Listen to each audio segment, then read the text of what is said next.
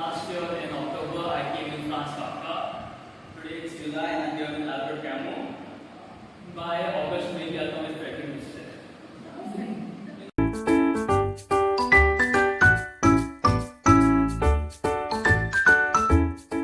So the book that I want to talk about is Albert Camus' The Stranger. It's a really interesting book that I found online when I was reading about Albert Camus. And it comes in this top three: the Myth of Sisyphus, the Plague, and The Stranger. These are like the three books. And when I was reading it, actually I got this for a friend. It's a birthday gift. I thought I'm reading it. So books don't lose their value. Stories never lose their value, no matter how many times you read them. Each time you get a more proper insight. So talk about Albert Camus. The guy was born in 1913 in a time of war, and he won the Nobel Prize in 1957. 44 years, and he was one of the youngest to win the Nobel Prize whilst being 44, which is quite the achievement. Talking about The Stranger, it's a really fascinating book that I've read, and I'm fascinated by these things of existentialism, nihilism. And when I first read Franz Kafka's Metamorphosis, I was fascinated by the very starting words itself, the very first page, the very first line itself, when it talks about the uneasy dreams that Gregor Samsa wakes up from. The same thing I find in The Stranger, because when you open this book and you go to the very first part, the very first page, you see something interesting, and you see that he says, "Mom died today, or yesterday maybe. I don't know. I got a telegram from the home. Mother deceased, funeral tomorrow, faithfully yours." That doesn't mean anything. Maybe it was yesterday. So from the very first lines itself, you see how this character of Masol, I think I'm pronouncing it wrongly, maybe Masol? Yes. Masol. He's French. So Masol, basically, it talks about how this character is so emotionally detached at such a point that it does not even make sense to ordinary people. How can someone be so emotionally detached? Your mother has just died, and you don't feel a single thing.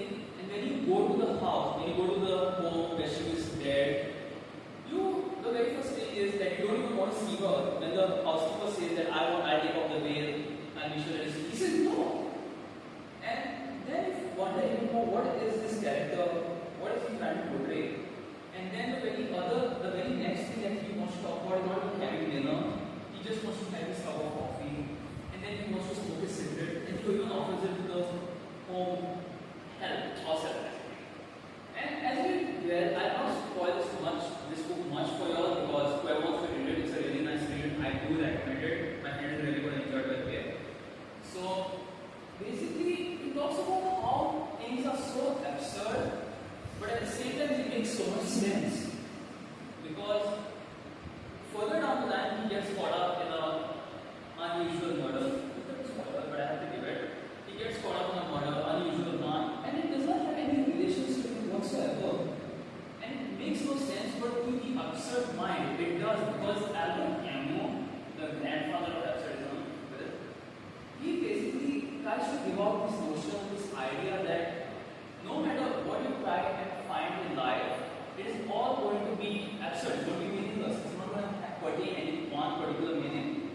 But instead of rejecting or being rejected or refusing it, what you can actually do is you can accept it, and then you can try and find meaning in that acceptance, which is a really important thing that we as humans have to realize. Even though there might not be any meaning, that the world can end, this is all absurd, we can simply accept it, rejoice, be happy, and then find meaning through that happiness, which is a very cornerstone of an idea we have in human philosophy. And it is more amazing coming from Albert Camus, because the way he shows his character, the way he describes events, the way he takes his narrative, his plot is so fascinating that I'm even more convinced that I should read The Myth of Sisyphus now. Because I've heard so much about The Myth of Sisyphus and how it ends on a note that one should imagine Sisyphus as happy. Because even the people who imagine it should end on a note that Sisyphus is happy doing his task because that task